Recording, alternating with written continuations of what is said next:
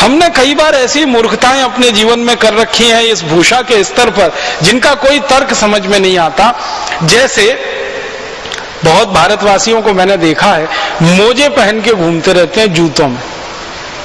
अब जूते वैसे ही बहुत गर्म हैं, उसमें मोजे और डाल लिया आपने। अब ये पांव जो होता है ना, नीचे का हिस्सा, अगर आप फिजियोलॉजी एनाटॉमी की बात करेंगे और उसको पढ़ेंगे और सामान्य भाषा में समझने की कोशिश करेंगे, ये अक्सर खुला हुआ रहना चाहिए ताजा हवा के लिए। लेकिन हमने एक तो जूते डाल लिए, जूते के ऊपर और मोजे चढ़ा लिए, तो मोजे के अंदर पसीना भरता रहता है और जूतों के कारण वो और ज्यादा बढ़ता रहता है। तो मोजों में इतनी तेज बदबू आती है। अक्सर लोगों को मैंने देखा है घर में जाके जैसे ही जूते उतारते हैं तो मोजे की बदबू घर के बाहर तक चली जाती है।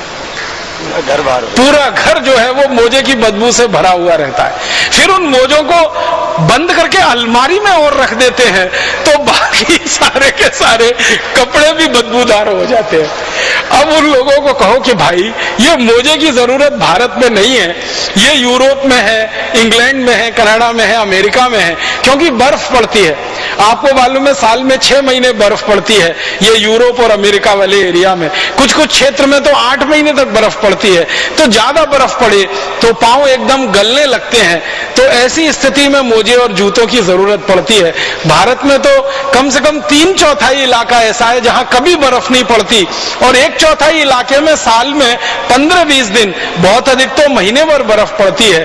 तो उतने दिन के लिए अगर वो लोग मोजे पहने जो 1/4 इलाका भारत का बर्फ वाला है, उनको ही बात तो समझ में आती है। पूरे भारतवासी मोजे पहन के घूमते रहते हैं, भरी गर्मी में मोजे पहने रहते हैं। जून की गर्मी में, जुलाई की सड़ी हुई गर्मी में, जब बारिश भी होती है और गर्मी भी पड़ती है और खराब गर्मी होती है।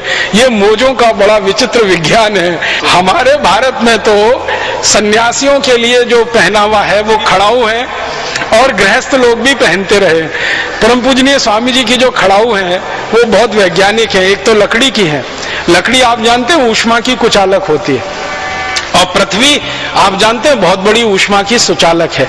तो पृथ्वी से आपके शरीर का जो कनेक्शन है, जो संबंध है, वो टूटा रहे, माने आपकी ऊष्मा और ऊर्जा पृथ्वी में ना चली जाए और बिना किसी कारण आपका बड़ा नुकसान ना होने पाए, इसके लिए लकड़ी की खड़ाऊ दी गई है। और लकड़ी जो है ऊष्मा की कुचालक होने के कारण पृथ्वी और आपके शरीर के बीच में एक माध्यम बन जाती है ताकि ऊष्मा का, ऊर्जा का, बेकार का प्रवाह पृथ्वी में ना होने पाए। इतने वैज्ञानिक तरीके से ये खड़ाऊ बनती है जिसका उपयोग हजारों साल से इस देश में होता रहा।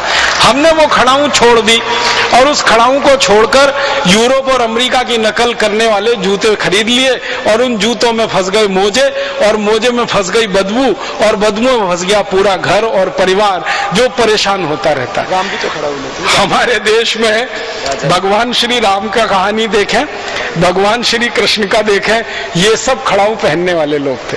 श्री राम ने हमेशा खड़ाऊ पहनी, लक्ष्मण जी हमेशा खड़ाऊ पहनते रहे, बजरंगबली को देखें, हनुमान जी को वो खड़ाऊ पहनते रहे, श्री कृष्ण खड़ाऊ पहनते रहे, युधिष्ठिर, अर्जुन, नकुल, सहदेव, भीम, ये सब खड़ाऊ पहनकर हमारे महापुरुषों ने अपने अपने जीवन में बड़े बड़े काम किए। और आप तो जानते हैं एक हमारे यहाँ मुहावरा चलता है जो वास्तविकता पर आधारित है कि श्री राम ने अपना राज्य तो खड़ाऊ की मदद से ही चलाया।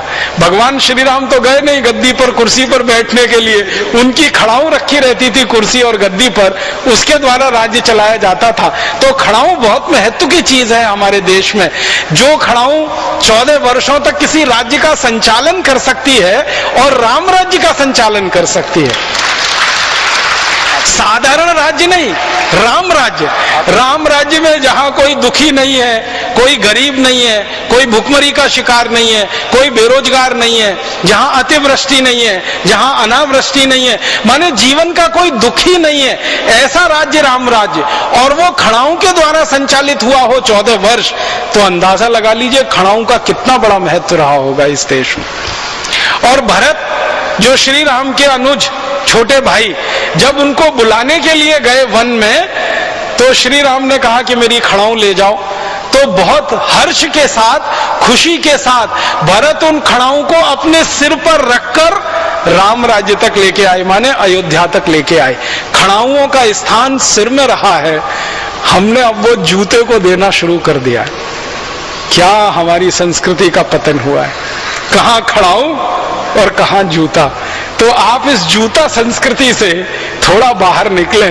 ये सांस्कृतिक पतन है हमारा, जूते का पहनावा।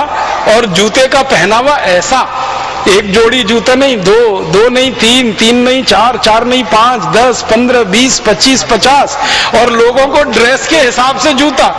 हम शायद इस उम्मीद में, इस कल्पना में इसको धारण किए रहते हैं कि इससे हमारा कोई स्टेटस सिंबल बढ़ता है। वो मूर्खता बढ़ती है।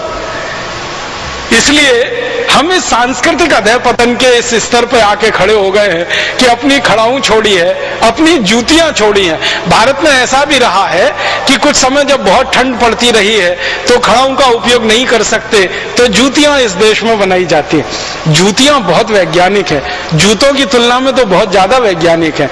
मैंने देखा राजस्थान में, मध्य प्रदेश में, गुजरात में, महाराष्ट्र के कई इलाकों में जूतियां बनती हैं।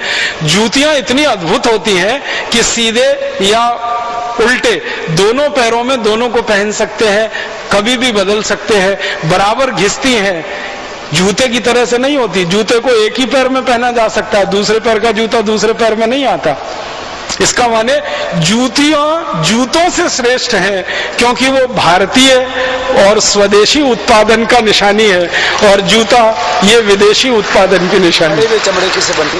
और वैसे भी जूता जो है ना बहुत खराब ये माना जाता है हमारे यहाँ धार्मिक रूप से कि वो मरे हुए जानवरों की चमड़ी से बनाया जाता है। तो और हमारे यहाँ जूतियां जो बनती रही हैं वो स्वाभाविक मृत्यु से जो जानवर मरते हैं उनके चमड़े की ही जूतियां बनती हैं। लेकिन जूते बनाने के लिए जानवरों को कत्ल करना पड़ता है, मारना पड़ता है बेमौत समय से पहले, तब जाके वो कुर्म बनता है, उससे जूता बन पाता है। तो ये जूते में हम फंस गए। ये विदेशी माने एक तरह से अंधानुकरण, पश्चिमी अंधानुकरण या अंग्रेजी अंधानुकरण की दूसरी बड़ी।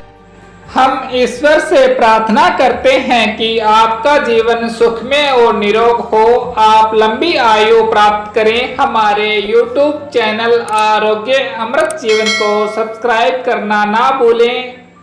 स्वस्थ रहें, मुस्कुराते रहें। Thanks for watching.